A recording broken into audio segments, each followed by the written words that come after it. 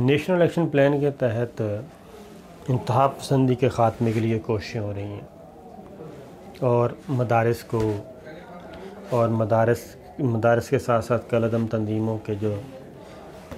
زیر استعمال تھیں، زیر کنٹرول تھیں، ادارے، ایمبولینسز، فلاحی ادارے، وہ کنٹرول میں لیے جا رہے ہیں انتہا پسندی خاتمے کرنے۔ تو نیشنل ایکشن پلان صرف وہاں پہ یہ مینشن نہیں کہ یہ مذہبی انتہا پسندی، وہاں پہ انتہا پسندی کا ذکر ہے۔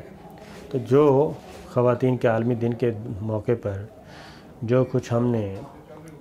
انتہائی نان سینس قسم کے اور ناقابل بیان قسم کے بینرز دیکھے اور پوسٹرز دیکھے، سو کالڈ لبرل خواتین نے جو کچھ کیا مظاہرے کے دوران،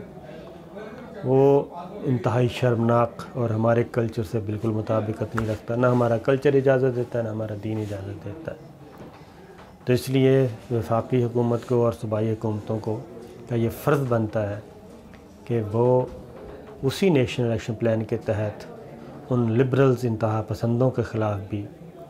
ایکشن لیں، جو کہ پاکستان کو اس کی ثقافت کے برعکس ایک نیا کلچر متعارف کروانا چاہتے ہیں، مغرب زدہ۔ مغرب تو خود رسوا ہو چکا ہے، لیکن وہ پاکستان کے معاشرے کو تباہ کرنا چاہتے ہیں۔ تو یہ نیشنل الیکشن پلان کے تحت ان کے خلاف کارروائی ہونی چاہیے، جنہوں نے نہ پاکستان کے آئین کی پاسداری کی، نہ قانون کی پاسداری کی، نہ ہماری مذہبی اقدار کی پاسداری کی، اور ایک مادر پدر آزاد